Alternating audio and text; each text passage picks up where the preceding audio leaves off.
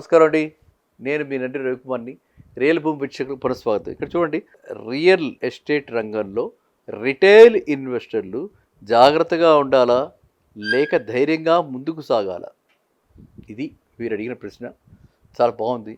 అంటే ఏంటంటే bulk lands కొనుక్కుని, లేకపోతే ఒకేసారి ఏకర్స్లో కొనుక్కునే వాళ్ళు లేకపోతే బల్క్గా ఒక 10 ప్లాట్లు 20 ప్లాట్లు కొనుక్కునే వాళ్ళు కాకుండా రిటైల్గా 1, 2 కొనుక్కునేవాళ్ళు వాళ్ళ పిల్లల భవిష్యత్తు గురించి, లేకపోతే పెళ్ళిళ్ళ గురించి, లేకపోతే వాళ్ళు ఒక రియల్ ప్లానింగ్లో అమ్మేసుకుందాం తర్వాత అయితే లాటర్ డేట్ అని చెప్పి కొనుక్కునే వాళ్ళు ఈ పరిస్థితుల్లో ఎలా ఉండాలి? జాగ్రత్తగా ఉండాలి, లేకపోతే ధైర్యంగా ముందుకు సాగాలని చెప్పి అడుగుతున్నారు.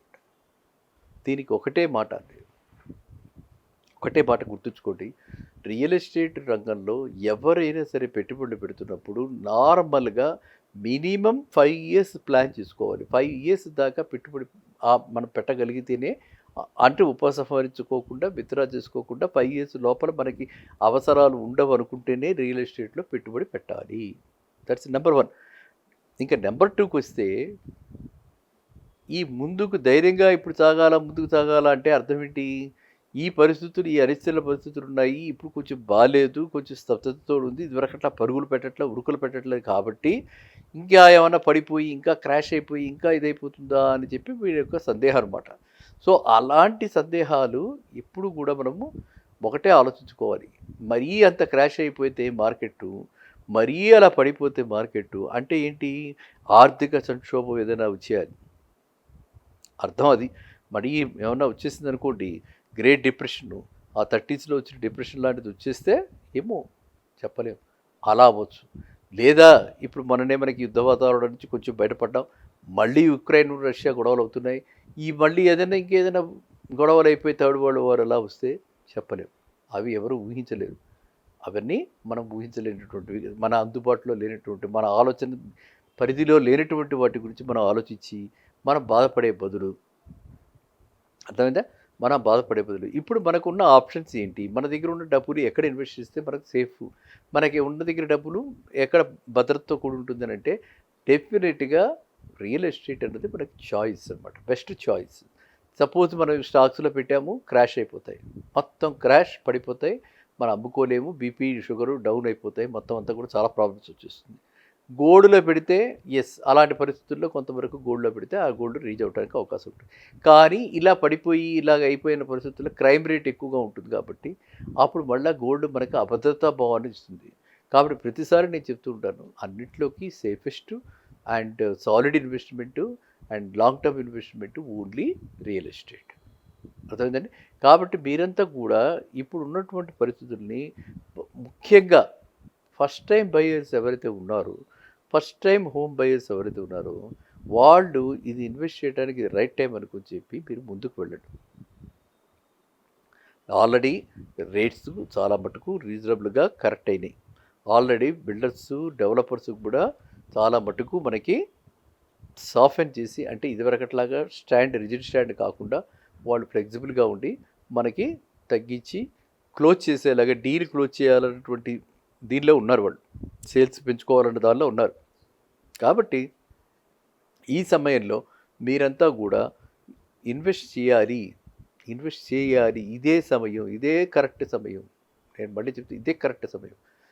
ఎందుకంటే ఎందుకు ఇంత కరెక్ట్, ఇదే కరెక్ట్ మనం దోకా చెప్పచ్చారంటే, ఇప్పటికి మనకు పార్లమెంట్ ఎలక్షన్స్ దగ్గర నుంచి, అసెంబ్లీ ఎలక్షన్స్ దగ్గర నుంచి మనకి ఇప్పటికి రూపాయి కూడా పెంచేటటువంటి సంస్థలు ఉన్నాయి.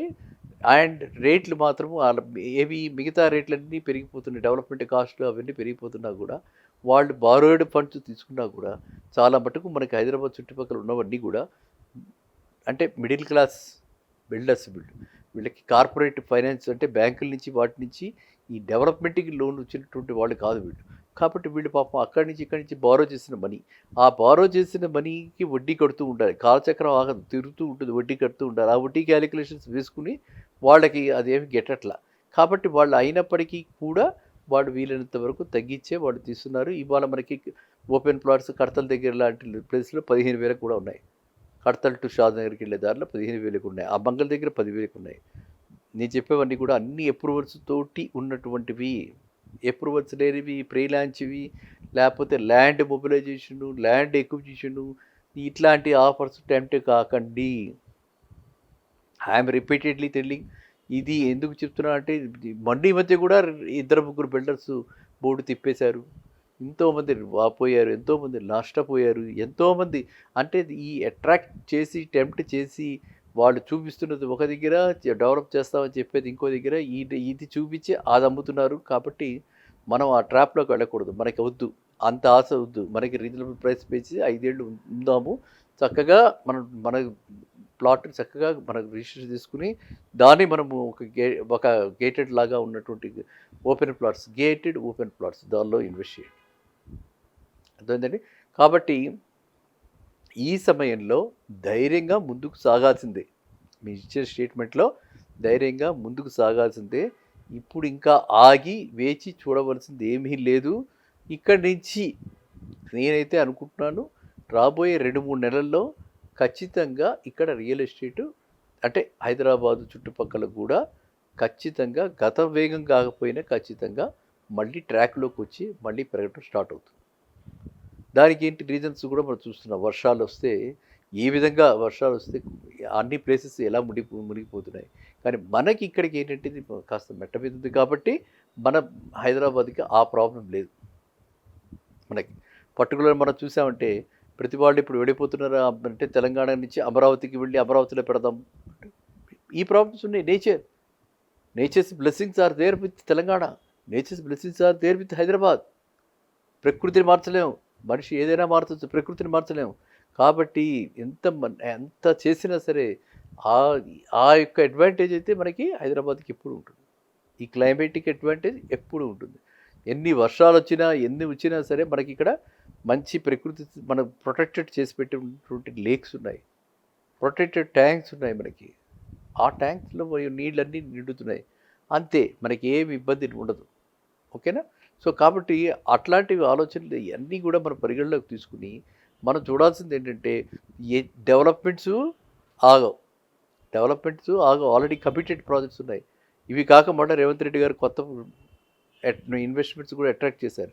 టైం పట్టచ్చు, డెఫినెట్లీ టైం పట్టచ్చు. టైం అనేది మంచి ఎవరి చేతిలో లేదు కదా. ఇన్వెస్ట్మెంట్ వాళ్ళు తీసుకురావడానికి వాళ్ళు రావడానికి టైం పట్టచ్చు. ఇక్కడ అప్రూవల్స్ రావడానికి వాళ్ళు స్టార్ట్ చేయడానికి ఎంప్లాయ్మెంట్ జనరేట్ చేయడానికి కూడా టైం పట్టచ్చు. But definitely we are going to experience a different I think curve growth పాత్లోకి మళ్ళీ మనం ఒక 3-4 మంత్స్ లోపల మళ్ళీ తెలంగాణ రియల్ ఎస్టేట్ పుంజుకుంటాం. అర్థమైందండి. కాబట్టి ఈ అదృష్టాన్ని చేజార్చుకోకుండా మళ్ళీ చాలామంది నేను చూస్తుంటాం మన ఫ్రెండ్ సర్కిల్లోనే చాలామంది ఆ రోజు చెప్పలేదు, ఈరోజు చెప్పలేదు, ఎప్పుడు చెప్పలేదు, అయ్యో మేము కొనుక్కోలేకపోయాము, లేకపోతే మీరైతే తీసుకున్నారు మాకైతే చెప్పలేదు. ఇట్లాంటివన్నీ వద్దు. క్లారిటీ ఉంచుకోండి. Have clarity. Yes, I'm investing.